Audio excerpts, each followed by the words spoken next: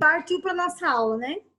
Vamos começar com quem está aí. Lamento quem não está, a gente está oportunizando vocês, né? Então, hoje, a gente vai começar uma nova unidade, tá? Que Revoluções Burguesas é o título dessa nova unidade. Lá na página 31 da apostila, lembrem que eu falei para vocês que, como a gente já estava falando de Europa e Revolução Industrial, enfim, né? A gente já veio, iluminismo, a gente já veio falando da Europa, a gente ia dar continuidade na Europa, para daí adentrar em Brasil, para não ficar fragmentado. Fala do Brasil, volta da Europa, fala do Brasil, volta da Europa. Então, a gente vai trabalhar os contextos mais unificados, né?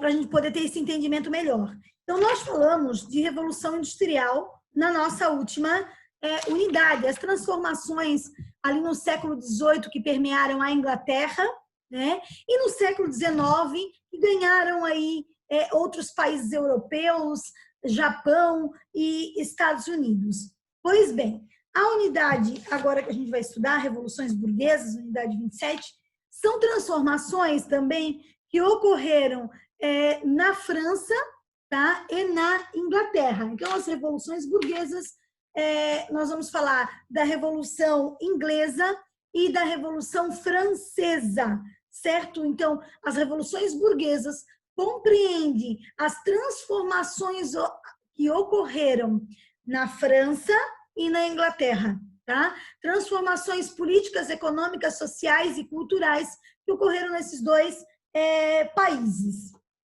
E é interessante a gente falar que nós temos algumas heranças, principalmente no quesito Revolução Francesa. Então, a Revolução Francesa se estabelece fundamentada nas ideias iluministas, como liberdade, igualdade e fraternidade, criando a Declaração de Direitos do Homem e do Cidadão. A nossa declaração, a declaração escrita pela ONU, a Declaração de Direitos Humanos, que a ONU escreveu, está totalmente baseada na Declaração aí francesa de 1789. Então, por que essas transformações, e aí eu vou dar de exemplo novamente a Revolução Francesa, tem como nome revoluções burguesas, as duas. Quando a gente fala de Revolução Francesa, e por muito tempo se discutiu isso em sala de aula, se falou sobre isso, se falava da Revolução Francesa e se pensava a Revolução Francesa através dos ideais de liberdade, igualdade, fraternidade, que eles permeavam toda a sociedade e transformaram essa sociedade.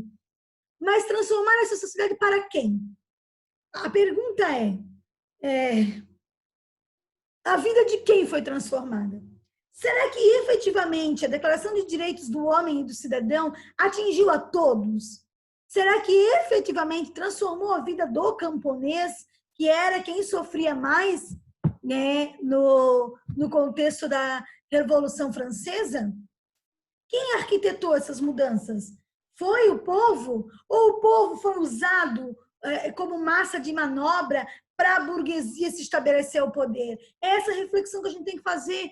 Quando a gente fala de Brasil, de movimento de independência brasileiro ou de movimento republicano no Brasil, a gente faz a mesma reflexão. A independência era para quem em 1822 no nosso país? Quem é que almejava a independência? Se 80% da população brasileira era negra e escrava, eles estavam discutindo a independência do Brasil? Quem é que discutia a independência do Brasil? Que classe que discutia essa independência? Que classe estava descontente com a coroa portuguesa? De Portugal, porque queria pagar menos impostos, ou porque não queria pagar a derrama? É uma classe específica. Que classe era essa?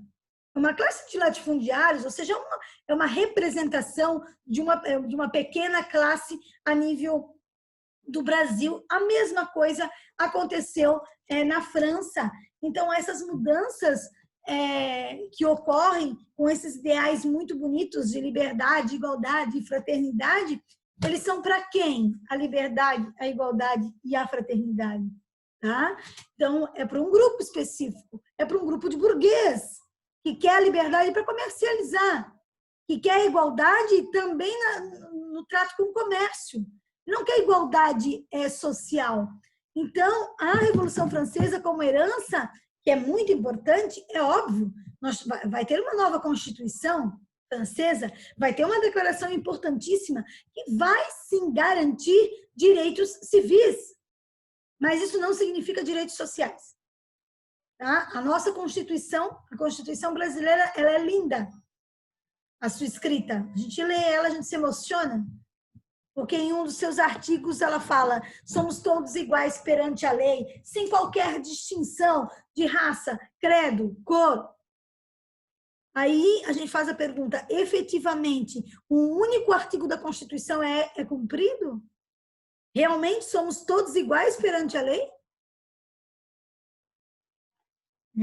As classes sociais não interferem na legislação do nosso país? Será que nós temos igualdade civil? Quer dizer, nós temos igualdade civil e nós temos igualdade social? Pensa hoje, pandemia, educação. Só aí a gente já não vê igualdade. Tá?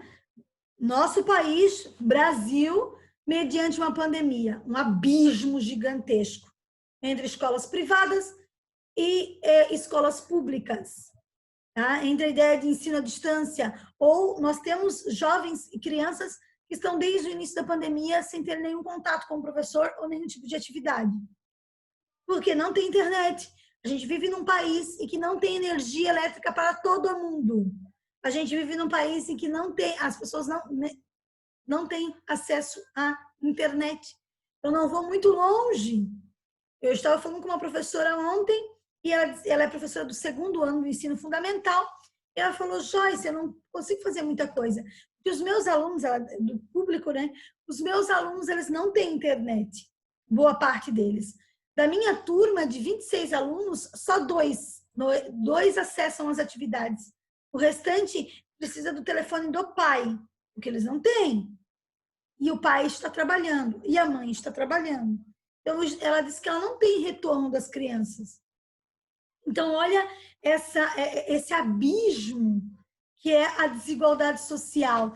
E essa desigualdade social, atualmente, eu estou falando de nível de educação, mas posso falar de, a gente está vivendo um período bem complexo da história do nosso país, uma recessão, tá? Assim como crise de 29 estadunidense, com o número de desemprego, nós também estamos vendo uma recessão, né? E é uma recessão bastante complicada, tá? Porque existem estudos que falam que essa recessão pode chegar a 4, 5, e tem economistas falando de 8% a menos. Então, isso é bem sério o momento que a gente está vivendo, e cada vez mais o tempo passando e a gente percebe mais desemprego, as situações começam a se complicar diante desse cenário, né? E quem mais sofre com todo esse processo são as classes menos favorecidas, certo? Os trabalhadores informais, né? A galera que vivia do comércio. Houve também um aumento muito grande de trabalhadores informais, um crescimento de trabalhadores informais, porque eu perdi meu emprego formal, e aí eu vou fazer o lanche, o delivery, eu vou investir bolo, enfim, né? Um aumento muito grande nos números do trabalho informal para conseguir garantir, né, o mínimo aí para a sua família. A Inglaterra e a França, lá no século XVII, e depois, posteriormente, no século XVIII, tá? A gente vai falar do século XVII e século XVIII, eles também viviam um período de crise econômica muito grande, certo? E períodos de crise econômica são períodos também de transformações políticas, sociais, culturais, né? Porque, além de se reinventar, porque tem essa questão de se reinventar novamente, tem um cenário aí muito maior, econômico, político, que precisa de políticas públicas ou de uma ação direta do próprio governo para ter algumas mudanças. Vamos lá. Então, a gente vai falar de revoluções burguesas. Ou seja, a gente já tem que ter em mente quem é que vai chegar ao poder? A burguesia. As mudanças vão estar atreladas a ela, que vai utilizar a classe menos favorecida, historicamente isso sempre aconteceu, né, para chegar onde ela quer, que é chegar ao poder, que é destituir a monarquia absolutista. Então, o iluminismo, quando ele surge, ele é um movimento intelectual. Se ele é um movimento intelectual, ele é um movimento de classe mais favorecida. Ou seja, quem é que tinha opção de estudar ou ter contato com o conhecimento? O conhecimento não era esse discurso de conhecimento universal, ele é contemporâneo, certo? Então, posterior à Revolução Francesa, tá? Que é uma baliza cronológica que remonta o final da história moderna e o início da história contemporânea, tá? Então, é na contemporaneidade que nós vamos ter ideia e discussões de universalização do ensino, tá? Antes, o ensino está muito atrelado às classes mais favorecidas. Lembrem-se, quando os espanhóis chegam, por exemplo, em Tenochtitlan, Império Azteca, eles ficam de cara com os caras, por quê? Porque eles têm escolaridade para todo mundo, e na Europa não acontecia da mesma maneira, né? A ideia era outra. Muito bem. A gente começa falando da Inglaterra, certo? E vai para a França. Então, lá na apostila de vocês, eu vou seguir a ordem cronológica da apostila de vocês, Inglaterra e depois Revolução Francesa, certo? A Inglaterra, então, e a França, vocês sabem que existe uma grande rivalidade entre esses dois países, é uma rivalidade histórica, né? E no século XIV e no século XV, né? Entre o século XIV e XV, que é de 1337 até 1453, nós vamos ter a Guerra dos 100 Anos entre Inglaterra e França. Quem leva a vitória aí? A vitória é uma vitória francesa depois dessa Guerra dos 100 Anos, né? E posteriormente vai haver mais um conflito chamado Guerra dos 7 Anos, tá? Dos 100 anos, que vai ter vitória, então, inglesa, a Guerra dos 100 Anos. A vitória é francesa e a Guerra dos 7 Anos, a vitória é inglesa. E só para refrescar, a Guerra dos 7 Anos, ela está muito linkada a um período posterior, a Guerra dos 100 Anos é século XIV e século XV, a Guerra dos 7 Anos já remonta a um contexto lá do século XVIII, tá? Porque onde vai ter o apoio é posterior à Guerra dos 7 Anos, que a Inglaterra, por mais que vença o conflito, vai adquirir dívidas. Então, só para a gente contextualizar, tá? Primeiro, na Guerra dos 100 Anos, quem ganha é a França. A Guerra dos 7 Anos, século XVIII, quem ganha é a Inglaterra. No entanto, a Inglaterra adquire muitas dívidas. E é por isso que ela vai efetivar a ideia de pacto colonial nas suas colônias, que é o território que nós conhecemos hoje como Estados Unidos. Então, as 13 colônias estadunidenses pertenciam à Inglaterra. Por conta da Guerra dos 7 Anos, por mais que a Inglaterra tenha ganho essa guerra, ela contraiu dívidas. E para conseguir pagar essas dívidas, ela começou a exercer sobre suas colônias a ideia de pacto colonial, explorar essas colônias, retirar dela a matéria-prima, né? Retirar, duplicar, triplicar, quadriplicar os impostos, né? Então, imposto do açúcar, imposto do chá, né? As leis de Townshend, enfim, uma série de legislações para garantir um dinheiro, né, para pagar essas dívidas que ela adquiriu. E quando os Estados Unidos assina lá o documento, faz o Congresso na Filadélfia e escreve a Declaração Estadunidense, a Declaração de Independência, a Inglaterra não aceita. E aí ela vai entrar em conflito com os colonos, tá? Mais de 5 anos de conflito. Quem vai ajudar os colonos? Os franceses.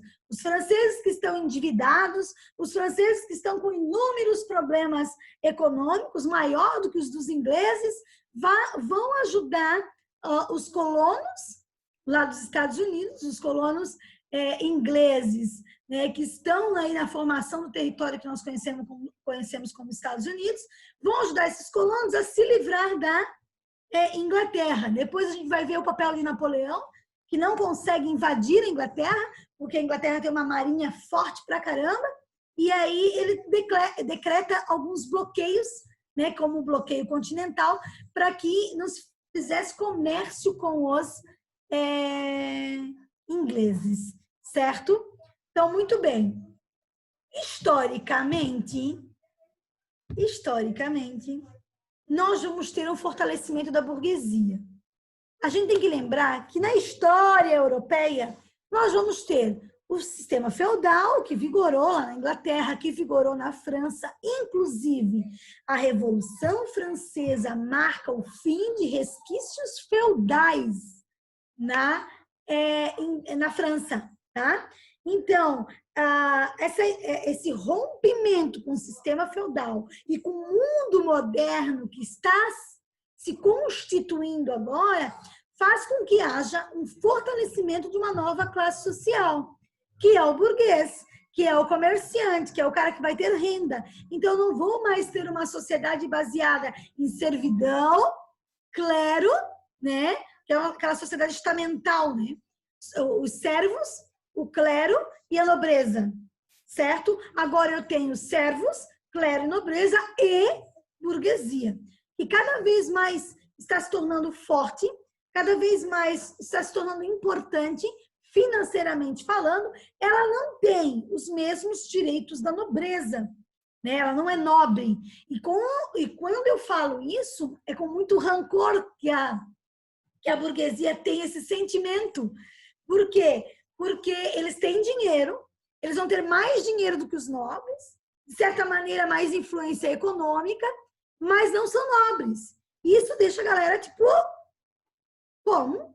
Né? Então, a ideia de aula de etiqueta, deles conseguirem estudar e comprar títulos de nobreza, é porque a burguesia queria se tornar tão importante, quiçá mais importante, do que a nobreza. Então, existe por parte da burguesia uma gana muito grande de chegar ao poder, de destituir esta nobreza, de acabar com essa ideia de sociedade estamental, que, de certa maneira, é muito interessante, porque está questionando o poder excessivo do rei, está questionando a ideia de centralização política na mão da nobreza e do rei, de monarquia absolutista, que é muito importante.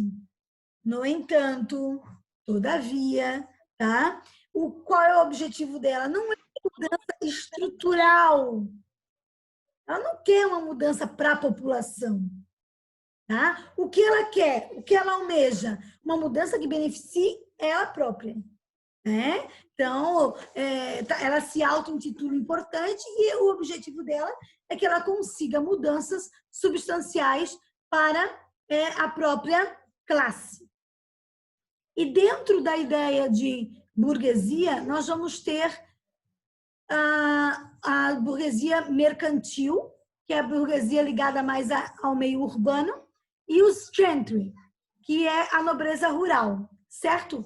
A nobreza rural, a burguesia rural, o que vai acontecer para a gente entender na Inglaterra? Eu já falei para vocês, quando expliquei Revolução Industrial, que vai haver uma lei chamada a Lei de Cercamento de Terras, que vai valorizar a propriedade privada. Lembra lá do John Locke, que valoriza a propriedade privada, os direitos individuais? E, obviamente, houve uma expulsão do homem do campo para a cidade. Então, esse êxodo rural, ele meio que foi forçado, né? Por quê? Porque o homem foi expulso do campo. A ideia da Inglaterra era produzir, era a necessidade de se ter o campo para a criação de ovelhas, para o beneficiamento da lã e para, possivelmente, posteriormente, a indústria têxtil. Então, a gentry é aquela nobreza, é aquela burguesia ligada ao campo, né, que vai estar à frente da lei de cercamento de terras. O camponês, que são os humans, vão ser expulsos e vão para a cidade, e a cidade não dá conta de receber essa galera toda, e essa lei de cercamento de terras é para a produção de lã, beneficiamento de lã. Lá no século XIII, olha só, no século XIII, no ano de 1215, houve um documento que é chamado Carta Magna. O que era essa Carta Magna? Era um documento que limitava o poder real, ou seja, limitava a ideia de, como é que a gente vai dizer, de monarquia absolutista. Esse era o objetivo, tá? Só que o que acontece? Chegaram ao poder algumas dinastias. Então, nós vamos ter a dinastia Tudor no poder, ficaram 100 anos no poder. E essa dinastia Tudor tinha como maior representante a rainha Elizabeth I, a rainha virgem. Tá? Ela nunca se casou, né? E assim, ó, era conhecida como rainha virgem. E o que é importante falar da Elizabeth? A Elizabeth, ela governava a Inglaterra de uma maneira muito forte, de uma maneira muito veemente. E praticamente sozinha, numa ideia aí de monarquia absolutista, mas uma monarquia absolutista disfarçada. Né? Então, o que acontece? De vez em quando ela chamava a galera do parlamento, de vez em quando mesmo, assim, sabe? Para consultá-los de uma maneira rápida algumas situações, mas como durante o governo dela, tá? Houve um crescimento muito grande da Inglaterra. A Inglaterra estava se tornando muito poderosa, a marinha, enfim, o poder econômico que a Inglaterra tinha, estava tudo muito bem, obrigada, porque como não havia crise econômica, e como de vez em quando a Elizabeth chamava o parlamento, e estava tudo, de certa maneira, tranquilo, então, tipo, eu não te incomodo e tu não me incomoda. Como está tudo muito bem, a burguesia está crescendo e vamos ficar assim, tipo um tratado de não agressão, ou seja, tu fica no poder, mas me beneficia de certa maneira e eu também, como sou beneficiado, não há questionamento. Enquanto ela estava no poder. Com a morte da Elizabeth, ela não deixou herdeiros, ela não tinha herdeiros, tá? E aí quem assume é o sobrinho dela, o Jaime.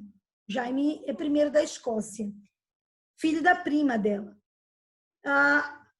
Dizem que a prima dela tramou contra a Elizabeth e queria, tipo, destronar a Elizabeth para chegar ao poder, porque na linha sucessória seria ela posterior, que ela era a parente mais próxima.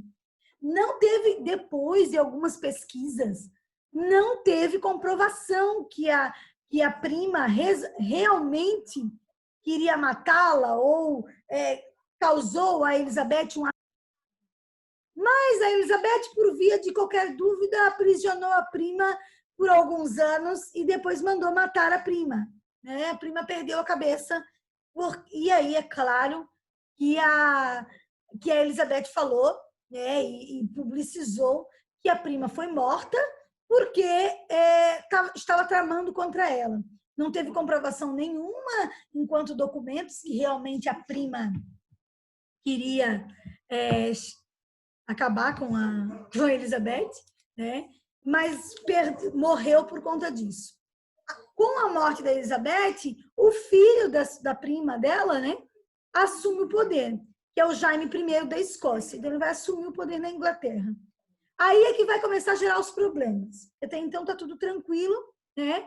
A Inglaterra está indo bem. Né? A partir do momento que o Jaime assume, ele institui, olha só, a teoria do direito divino dentro da Inglaterra. Ou seja, eu represento Deus aqui nesta bagaça. Sou eu o representante de Deus. Ou seja, não posso ser questionado. A ideia de teoria do direito divino é que eu não posso questionar o rei. Porque se ele representa Deus personificado, como é que eu vou questioná-lo? Então, a gente tem que lembrar que essa sociedade é uma sociedade moderna, mas que traz com ela, lá da Idade Média, algumas coisas assim muito fortes, né? Ou seja, se eu represento Deus, não posso ser questionado. A ideia dos dogmas, né? Vem e permeia junto à Idade Moderna. Então, o Jaime I institui a teoria do direito divino, ele não pode ser questionado, certo? E começa a perseguir católicos e puritanos, né? Então, ele institui o anglicanismo como religião oficial inglesa. Aí é que nós vamos ter uma massa muito grande de ingleses indo para o Novo Mundo, para a Nova Inglaterra, que é o território que nós conhecemos hoje como Estados Unidos. Essa galera vai para a Nova Inglaterra com o objetivo de ter liberdade religiosa, tá? Com o objetivo de reconstruir a sua vida com base na liberdade que não está tendo dentro do país inglês. Tá? E então, só para gente, é um conteúdo que vocês vão ver, tá? Que nós vamos ter inúmeras, como é que eu vou dizer para vocês, sucessores, né? Chegado ao poder, a gente tem que entender os conceitos principais, tá? Não se antenar ali vamos dizer assim, a todos esses nomes que chegam ao poder, né? O que vai acontecer, tá? O Jaime I também vai morrer, ninguém fica aí para posteridade, né? E o filho dele, o Carlos I, assume o poder, tá? Assim como o pai dele, todas as medidas do Carlos não eram medidas populares, pelo contrário, e eram medidas que não agradavam a burguesia, certo? Ele instituiu mais impostos ao comércio, gente, tá? Ele reprimiu todos os movimentos da burguesia contra ele. Ele se viu e o que aconteceu? Ele se viu obrigado a convocar o parlamento. Ele se tornou... A galera estava tão desgostosa que ele teve que convocar o parlamento, né? Então, o parlamento, ele elaborou uma petição de direitos lá no século XVII. Nós estamos falando de 1628, tá? Então, esse documento, o que ele dizia? Nenhum homem, de agora em diante, seja compelido a fazer qualquer doação, empréstimo ou caridade, nem a pagar imposto ou cobrança similar, sem a devida aprovação do parlamento. O parlamento instituiu um documento, que é a petição de direitos, dizendo que o rei não podia instituir tudo o que ele queria. Ele não podia instituir legislações ou aprovar novos impostos sem passar pelo parlamento. Como resposta a tudo isso, o que o Carlos fez? Fechou o parlamento. Simples assim, tá? Eu não vou ouvir vocês não vão fazer o que vocês querem. Eu tenho comigo, como meu pai, a teoria do direito divino. Ele fechou o parlamento em 1629. E ele criou um imposto, tá, gente? Chamado Ship Money. Esse imposto do Ship Money era um imposto que a gente até hoje tem um imposto parecido. Por exemplo, quando a gente chega em Bombinhas, né, você paga lá um valor X ou Y para entrar na cidade. Litorânea ali, que é para a questão ambiental, enfim. O Ship Money era da mesma maneira, tá? Então, era um imposto cobrado à movimentação de pessoas. Sair daí em regiões que eram regiões ligadas à parte litorânea, certo? Então, que não foi aceito esse imposto, eles já estavam descontentes, parlamento fechado, o imposto aí na fortificação aí do litoral causou mais problema ainda, certo? Para reforçar todo o poder dele, olha o que ele fez. Ele nomeou os bispos da igreja anglicana, tá? Que eram considerados excessivamente católicos tentou impor a mesma medida aos escoceses, o que os levou a invadir a Inglaterra. O rei foi obrigado a convocar o parlamento para conseguir o apoio da nobreza e combater a Escócia. Como ele quis impor tudo o que ele estava fazendo na Inglaterra para a Escócia invadiu a Inglaterra e não aceitou o que estava acontecendo. Só para a gente ter ideia, tá? Em tudo que estava acontecendo dentro da Inglaterra. Aí vai surgir uma figura muito importante nessa história toda, aí durante esse período aí do Carlos I, tá? Que é o Cromwell, tá? O Oliver Cromwell. Então, o Oliver Cromwell era um cara do exército, tá? E o objetivo dele é também chegar ao poder, obviamente. Só que o que vai acontecer? Ele vai ter uma grande representatividade da população das classes mais pobres, das classes mais inferiores, da classe dos servos, dos camponeses, dos mais excluídos do processo. Ele tem um discurso que é bárbaro, assim. Ele fala o seguinte: vocês sabem que, historicamente, quem é que está no exército? Quem é que pode estar no exército? O nobre. Só participa do exército a nobreza. O Cromwell diz o seguinte: ei, galera, realiza. Não precisa ter roupa bonita. Não precisa ser nobre para lutar no exército. Não estou interessado nisso. Eu estou interessado em quem luta por um objetivo. Pela honra, pela mudança que você quer. Meu, fala sério. A Inglaterra está vivendo ali um polvoroso. Nós temos, na morte da Elizabeth, nós temos o Jaime, que institui a teoria do direito divino, que aumenta os impostos, que faz coisas que são descontentes aí para a burguesia e para a população. Com a morte dele, o filho dele é pior do que ele ainda, o Carlos I. Mais impostos e, para fechar com chave de ouro, fecha o Congresso, fecha o parlamento. Ou seja, não tem mais parlamento, não tem mais participação, tem mais impostos. Imagina a população mais pobre. Tá? E aí o Oliver Cromwell começa a conclamar as pessoas a lutar pelo que elas querem, a estar no exército com ele, a lutar por objetivos de mais igualdade dentro da Inglaterra, para destituir o Carlos I do poder, ou seja, para destituir a ideia de monarquia absolutista, né? De acabar com a teoria do direito divino. Então, ele vai conclamar isso e ele vai conseguir uma galera. Eles eram chamados de cabeças redondas, por causa do corte do cabelo. Sabe aquele corte de cabelo índiozinho, assim? Então, por conta do corte de cabelo, eles eram chamados de cabeças redondas. E usavam também de extrema violência, tá? Eles eram violentos. E o que vai acontecer? Uma guerra civil, tá? Dentro da Inglaterra.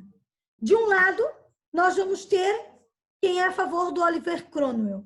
Puritanos, o parlamento, a burguesia, tá? A gentry, todos eles liderados pelo Oliver Cromwell.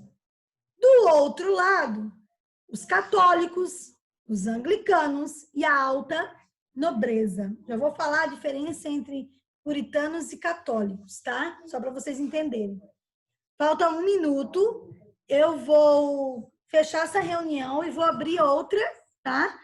Estamos aqui em 17 pessoas, quero todos os 17 aqui, hein? Não me abandonem, não me joguem para as traças, tá? Vou desligar aqui e já vou mandar outro link para vocês, para a gente continuar, tá? Susi no Mussi. Susi no Mussi.